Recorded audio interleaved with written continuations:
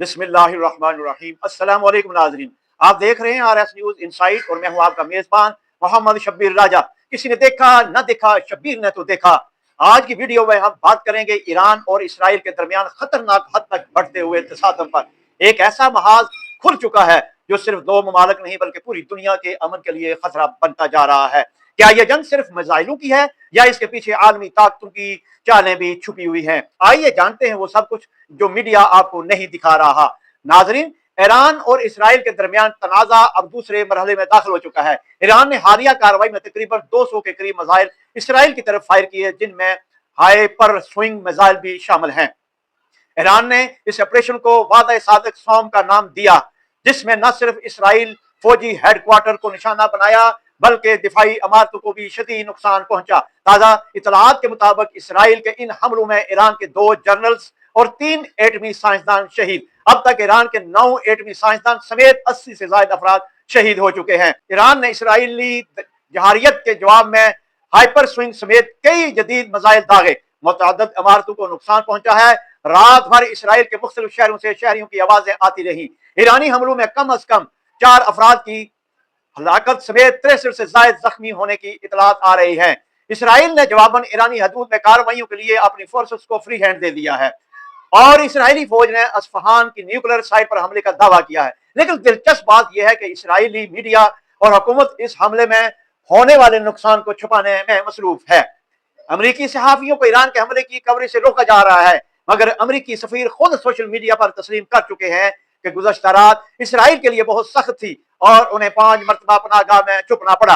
F-35 Israel के 3, एक Israeli खातून pilot को गिरफ्तार भी किया गया। पासदारान इंकलाब ने खबरदार किया है कि इसराइल पर जल्द ही खैबर मिसाइल दागे जाएंगे, जिसके असरात देर पा होंगे। दुनिया हैरान रह जाएगी। ईरान का खैबर मिसाइल 1000 किलोमीटर की रेंज का हामिल है। ईरान ने खैबर मिसाइल इस्तेमाल किया जिसकी रेंज 2000 किलोमीटर है। अगरचे इसराइल इन तमाम दावों को बेबुनियाद कहता है, लेकिन सुप्रीम लीडर आयतुल्लाह खामनाई ने वाज़ेह ऐलान किया है कि यह जंग खत्म नहीं होगी बल्कि इसराइल को मफलूज करके छोड़ेंगे। अक़वाम मुत्तहिदा और यूरोपीय यूनियन ने जंग बंदी पर जोर दिया है। रूस, तुर्की, सऊदी अरब समेत दीगर ममालिक सालसी की पेशकश कर चुके हैं। पाकिस्तान ने सलामती कौंसिल के हंगामी इजलास में इसराइली जहारियत की भरपूर मजम्मत की है। पाकिस्तानी वजीर दिफा ख्वाजा आसिफ ने पार्लियामेंट में खड़े होकर कहा, ईरान पर हमला सिर्फ ईरान पर नहीं बल्कि पूरी मुस्लिम दुनिया पर हमला है। पाकिस्तान ईरान के साथ खड़ा है। याद रखें, चंद साल पहले इसराइली वज़ीर आज़म के पाकिस्तान के जौहरी प्रोग्राम को भी ईरान की तरह खतरा करार दिया था और पहलगाम के फ्रांस फ्लैग ऑपरेशन से कबल भारत में इसराइली एजेंट्स की मौजूदगी के शुबहात भी सामने आ चुके हैं।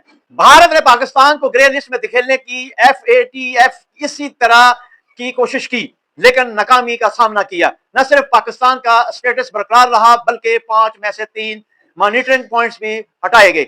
ये इसराइल और भारत दोनों के लिए एक बड़ी सफारती शिकस्त थी। नाजरीन, ईरान और इसराइल के दरमियान बढ़ती हुई ये कशीदगी कोई आम जंग नहीं, ये पूरी दुनिया के अमन, सफारतकारी और आलमी ताकतों की पॉलिसी का इम्तिहान है। पाकिस्तानी अवाम को इस मसले पर खुली आंखों से देखने और सोचने की जरूरत है, क्योंकि अगर ये शोले बढ़े तो रात सिर्फ ईरान या इसराइल की नहीं, पूरी दुनिया इसकी आड़ में आ सकती है। अगर आप चाहते हैं कि ऐसे संजीदा मामला पर हकीकी तज्जिया और सच सामने लाया जाए तो बराह करम वीडियो को लाइक करें, चैनल RS न्यूज़ इनसाइट को सब्सक्राइब करें और कमेंट्स में अपनी राय का इजहार जरूर करें। याद रखिए, कोई देखे ना देखे, शब्बीर ने तो देखा। अल्लाह निगहबान, पाकिस्तान जिंदाबाद।